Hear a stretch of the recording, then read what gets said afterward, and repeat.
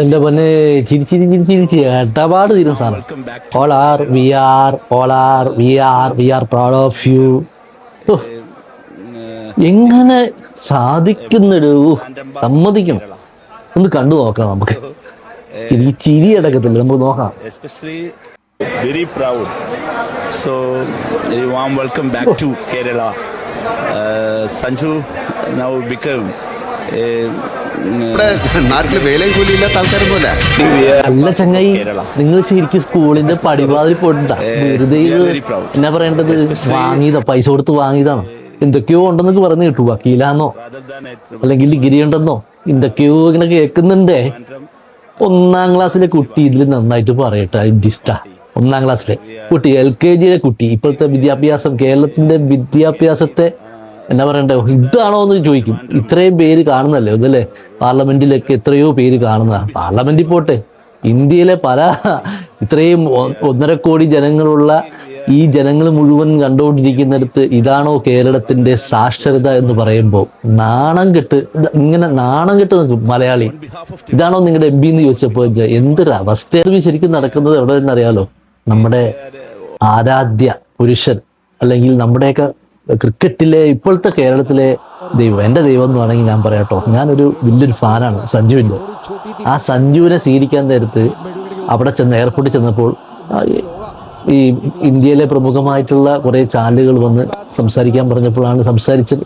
വിഷ്വലാണ് നിങ്ങളിപ്പോൾ കണ്ടത്. ഒരു ക്ലാരിറ്റി വന്നത് ഏതാണ് മിനിങ്ങാന്നത്തെ സംഭവമാണ്. അപ്പം ഒരു ഹാർട്സ് ഓഫ് സഞ്ജുവിനും കൂടെ ഉണ്ട് കേട്ടോ. സഞ്ജു ഇത്രയും നന്നായിട്ട് ബാറ്റിങ് ചെയ്ത് 3 ഇന്നിങ്സിൽ ഇത്രയും നന്നായിട്ട് ഫൈനലിലേക്ക് എത്തുക എന്ന് പറഞ്ഞ് അതിൻ്റെ ആ വലിയൊരു ആരവം, ഞാനതൊക്കെ ഇങ്ങനെ 2 ദിവസം വീഡിയോ ഇല്ലായിരുന്നു തന്നെ ക്രിക്കറ്റിൻ്റെ അതിൻ്റെ ഇതൊന്നും മാറിയിട്ടില്ല. ഇത്ര മനോഹരമായ എന്നാ ഇന്നിങ്സ്, എന്നാ സിക്സാ, പട്ടേന്ന് 6ഉം 4ഉം ഒക്കെ പറത്തി വിടുവാണ്, പറത്തി. കൺഗ്രാജുലേഷൻ സഞ്ജു. നമ്മുടെയൊക്കെ കൺഗ്രാജുലേഷൻ പുള്ളിക്ക് ആവശ്യമില്ല എങ്കിൽ പോലും ക്രിക്കറ്റിലെ എൻ്റെ ഒരു ദൈവം, ഇപ്പോൾ ഞാൻ കാണുന്ന ഏറ്റവും നല്ലൊരു മനോഹരമായ പ്ലെയർ എന്ന് പറയുന്നത് ഇന്നും അന്നും സഞ്ജു തന്നെയാണ്. നമ്മുടെ നാട്ടുകാരും നമ്മുടെ കേരളക്കാരും മലയാളി ഇനിയും ഒരുപാട് ഉയരങ്ങൾ കീഴടക്കട്ടെ. നമ്മൾ സബ്ജക്റ്റിൽ നിന്ന് തെന്നി മാറിപ്പോവാല്ലേ, സബ്ജക്റ്റിൽ നിന്ന് തെന്നി മാറിപ്പോ. ഞാനിത് പറയാനൊരു അവസരം കിട്ടുമ്പോഴല്ലേ പറയാൻ പറ്റുള്ളൂ. എങ്ങനെ പാവ സഞ്ജു, അവനെ ഇങ്ങനെ തടഞ്ഞ് 10 കൊല്ലം ഒരു മൂലയ്ക്ക് ഇരുത്തിയതായിരുന്നു. 10 കൊല്ലം. ഇപ്പോഴെങ്കിലും ദൈവം തമ്പുരാൻ അവനെ ഉയർത്തിയല്ലോ.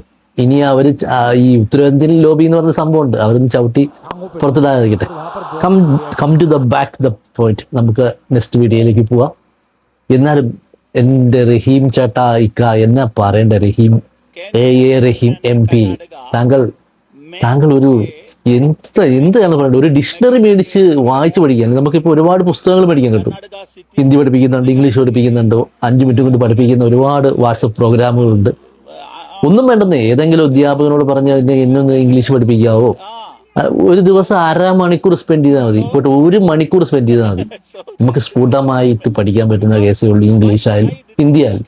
ഇങ്ങനെ നാണം കിടന്റെ വല്ല കാര്യമുണ്ടോ? എനിക്കറിയാൻ പാടില്ലായിട്ട് ചോദിക്കുക, എന്താ ഇത്? നിങ്ങളോ ഇപ്പൊ കേരളത്തിൽ ഒരുപാട് സ്പീക്കിംഗ് ഇംഗ്ലീഷ്, 5 മിനിറ്റും കൊണ്ട് ഇംഗ്ലീഷ് പഠിക്കുക, വാട്സപ്പിൽ ഇംഗ്ലീഷ് പഠിക്കുക. എന്തിനു പോട്ടെ, ഒരു അധ്യാപകനെ നിങ്ങൾ കൂടത്തിക്കൊണ്ടു, ഒരു ടീച്ചറെ നിങ്ങളുടെ കൂടുതൽ അങ്ങനെ പറയേണ്ട ഒരു അവസ്ഥ വന്നുകൊണ്ടാണ്. ഒന്നെങ്കിൽ കോച്ചിങ് സെന്ററിൽ ചേർക്കുക, അല്ലെങ്കിൽ ഒരു വാട്സപ്പിലൂടെ ഇംഗ്ലീഷ് പഠിക്കുക, അല്ലെങ്കിൽ ആരോടെങ്കിലും ചോദിച്ച അറിവുള്ള ഇംഗ്ലീഷ് സംസാരിക്കുന്ന ആളുകൾ പോട്ടെ, നമ്മുടെ ന്യൂസ് പേപ്പർ വായിച്ചാൽ കിട്ടും, അല്ലെങ്കിൽ BBC ന്യൂസ് എന്ന് പറഞ്ഞ ആ ചാനൽ വെച്ചെങ്കിലും പഠിക്കാം. നാണക്കെട്ടിട്ട് എൻ്റെ പൊന്നെ, ഇത്രയും അവര് ആക്കിച്ചിരിക്കുന്ന, അവിടെ ഇരുന്ന് ആക്കിച്ചിരിക്കുന്ന എത്ര പേര് നിങ്ങൾ കാണുന്നുണ്ടല്ലേ, മനസ്സിലാവുള്ളല്ലേ എത്ര പേരാണ് ആ പാർലമെന്റിൽ ഇരുന്ന് ആക്കിച്ചിരിക്കുന്നത്. അതുപോലെ ലോകം മുഴുവൻ കണ്ട് പിള്ളേർ ഇതിലും നന്നായിട്ട് പറയും അല്ലെ, കുഞ്ഞു മക്കള് ഇതിലും നന്നായിട്ട് ഇംഗ്ലീഷ് പറയുന്ന മക്കളുണ്ട്. എന്തൊരു അവസ്ഥ എൻ്റെ സഹോദര.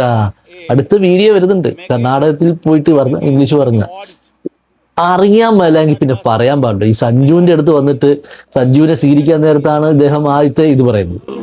നമുക്ക് അടുത്തത് നോക്കാം. കർണാടകത്തില് So the government. So because why can you the government of Karnataka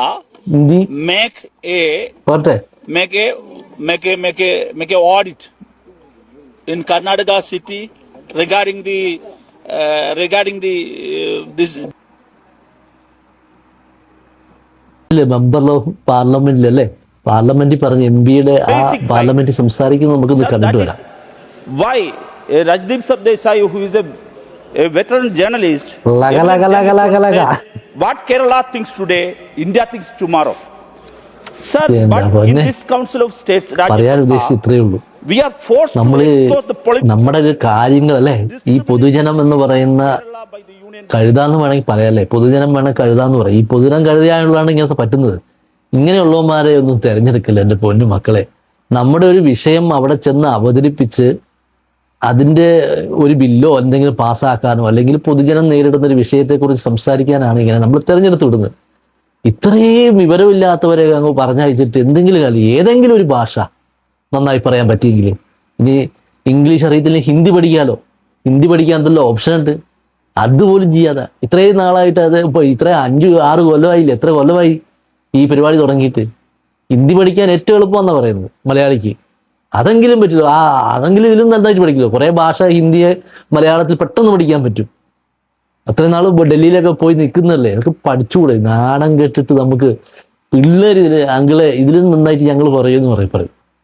അല്ല, കുഞ്ഞു പിള്ളേരുടെ അടുത്ത് ട്യൂഷൻ പോയാൽ മതി, ഇതിലും നന്നായിട്ട് വാക്കുകൾ അവർ പഠിപ്പിച്ചു തരും. ഓ, തൊലിക്കുട്ടി അപാരം തന്നെ അല്ലേ. നമ്മൾ ഇങ്ങനെ തിരഞ്ഞെടുത്ത് ഓരോരുത്തരെ വിടും, ഇങ്ങനെയുള്ള ഓരോരുത്തരെയൊക്കെ തിരഞ്ഞെടുത്ത് വിട്ടിട്ട് എന്ത് കാര്യമാണ്? ചിരിക്കാൻ വേണ്ടി, ആൾക്കാർക്ക് ചിരിക്കാനൊരു കഥാപാത്രം. ഇതാ പൊന്നെ തൊലിക്കെട്ടി എന്നൊക്കെ പറഞ്ഞ അപാരം. ഓ, ചിരിപ്പിക്കാനും ചിന്തിക്കാനുമായി കുറച്ച് സമയം നിങ്ങളുടെ മുമ്പിൽ വന്നതേ ഉള്ളൂ കേട്ടോ. ഒരാളെ കളിയാക്കി കൊല്ലാൻ വേണ്ടിയല്ല. ഈ കളിയാക്കലുകളും വിമർശനങ്ങളുമാണ് പണ്ടൊക്കെ എല്ലാവരും തിരുത്താൻ നമ്മൾ പോസിറ്റീവായിട്ട് എടുക്കും അല്ലേ. 10 കൊല്ലം, വീണ്ടും സഞ്ജുവിനെ ഞാൻ കടമെടുക്കുകയാണ്, 10 കൊല്ലം തഴയലിൽ നിന്നും മാറ്റപ്പെടലിൽ നിന്നും കയറി വന്ന് അല്ലെ ഒരു പ്രിയമായിട്ട് മിശികായെ പോലെ എഴുന്നേറ്റൊരു ഇതായിട്ടാണ് സഞ്ജുവിനെ കാണുന്നത് അല്ലെ. സഞ്ജു അത്രയും കഷ്ടപ്പാട്, 10 വർഷം, ഒരു മനുഷ്യന്റെ 10 വർഷം ഇങ്ങനെ അവൻ അടിച്ച് കയറി വരാം. 14-ാമത്തെ വയസ്സ് തൊട്ട് ജീവിതത്തിന്റെ ഇത്രയും ഒരു കാലഘട്ടം, 30 വയസ്സ് ഏകദേശം സഞ്ജുവിനുണ്ട്. ആ ഒരു കാലഘട്ടം വരെ ഇങ്ങനെ പൊരുതി വന്നപ്പോൾ നമ്മുടെയൊക്കെ നേതാക്കന്മാരൊക്കെ അതിൻ്റെ ഒരംശം, ഭാഷയുടെ കാര്യത്തിലായാലും ഭരണ നിർവഹണത്തിന്റെ കാര്യത്തിലായാലും എന്തെങ്കിലും ആയിക്കോട്ടെ, ജീവിതത്തിൽ നമ്മൾ ആരെങ്കിലും ഇത് കണ്ടുകൊണ്ടിരിക്കുന്നവരാണെങ്കിൽ സഞ്ജുവിൻ്റെ ഒരംശമെങ്കിലും നമ്മുടെ ജീവിതത്തിൽ പകർത്താൻ ശ്രമിക്കുക. ഇതുപോലുള്ള ആളുകളുടെ അല്ലോട്ടെ, ഏത് AAMB റഹീമിനെ പോലുള്ള ആളുകളെ അല്ല നമ്മൾ പാഠമാക്കേണ്ടത്. സഞ്ജുവിനെ പോലുള്ള ആളുകളെ, സഞ്ജുവിനെ തന്നെ നിങ്ങൾ എടുത്തോളൂ. ഇത്രയും വലിയ കഠിനാധ്വാനത്തിൽ നിന്ന് ഉയർന്നു വന്ന സഞ്ജുവിനെയൊക്കെ ജീവിതത്തിന്റെ ഒരു പാഠമാക്കുക. ആ കഠിനാധ്വാനം അല്ലേ, തകർച്ചയിൽ ഒരിക്കലും പുള്ളിയൊന്നും പുറകോട്ട് പോയിട്ടുമില്ല. ഒരിക്കലും എന്നാ പറയണ്ടേ, ഇനി എന്നെ കൊണ്ട് പറ്റുവരെന്ന് പുള്ളി പറഞ്ഞിട്ടില്ല. പുള്ളി നിരന്തരം പ്രാക്ടീസ് ചെയ്ത് നിരന്തരം കയറി വന്നു അല്ലേ. ഓരോ തളർച്ചയിലും തോൽവിയിൽ നിന്നും കയറി വന്നവരാണ് സഞ്ജു. അപ്പോൾ മറ്റൊരു വിഷയമായി കണ്ടുമുട്ടാം. പറ്റിയാൽ നിങ്ങളൊന്ന് സബ്സ്ക്രൈബ് ചെയ്തൊക്കെ വെക്കുക, പറ്റിയാന്ന് ലൈക്കൊക്കെ അടിക്കുക, ഒരു കമൻ്റൊക്കെ ഇട്ടോ. ഈ ചാനൽ സബ്സ്ക്രൈബ് ചെയ്ത് ഇതുപോലത്തെ നല്ല നല്ല വീഡിയോ നിങ്ങളെ ചിന്തിപ്പിക്കുന്ന, ചിരിക്കാനുള്ള നല്ല കണിയുമായിട്ട് വരാം. Okay, by.